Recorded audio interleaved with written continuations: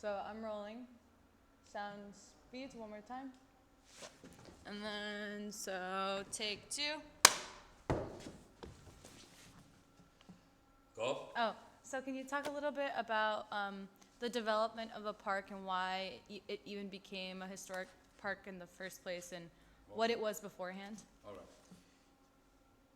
One of the most important historical things that happened at this site was the arrival of the Southern Pacific Railroad in 1876. The Southern Pacific Railroad was so powerful that it was known as the octopus, and its arrival changed the history of the city. You could say that it was a cataclysmic arrival, in that in 1876 the city had about 12,000 inhabitants. 20 years later, it got to 500,000. That's the impact that the railroad had. And so the Southern Pacific established its first station in Los Angeles at this particular site where the park is being constructed. The railroad stayed there until just about 20 years ago, at which time the Southern Pacific sold the property to a developer that was going to develop an industrial park. The surrounding communities organized and formed the Chinatown Railroad Alliance to fight against that development and to ask for the creation of a park dedicated to the history of the city. This movement, this community movement, has inspired much of how California State Parks and how we think about this park and how interpretation should happen at this park.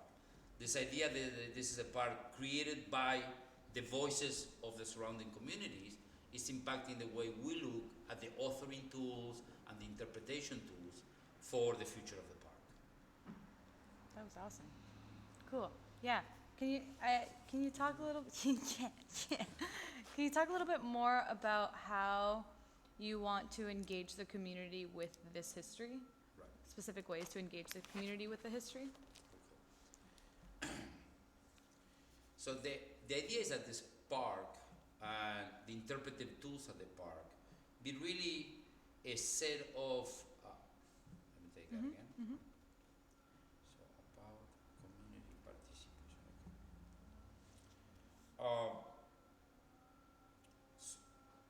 Okay, so the collaboration between California State Parks and UCLA's REMAP, which is the creation of IMLAB, the Interpretive Media Laboratory, looks at turning the park into both a laboratory, an observatory, an expressing environment for community-based storytelling. Storytelling in the sense of telling their own stories about life in Los Angeles, about their history in Los Angeles. We're particularly interested in participatory, collaborative interpretation to engage the surrounding communities and the city as a whole in the process of investigating the history of the city, dialoguing about the history of the city, and ultimately expressing their own identity as Oh, that's good. That was Okay. really good. Can you give some specific examples of how how MLab has engaged with the community? Yeah.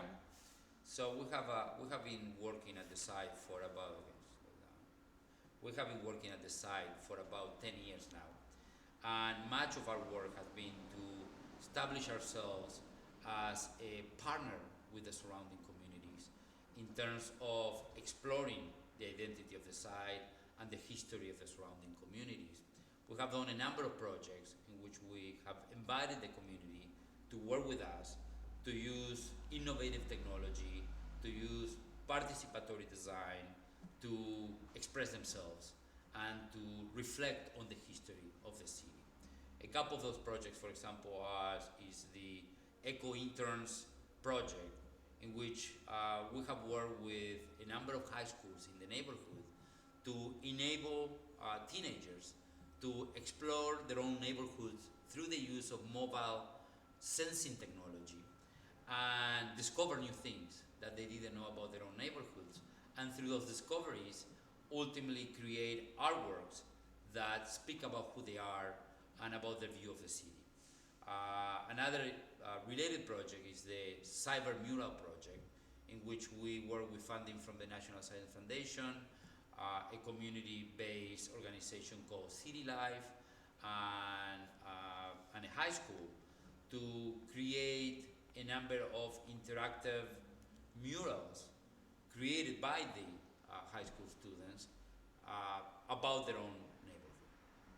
Cool. Cool. Let's cut here.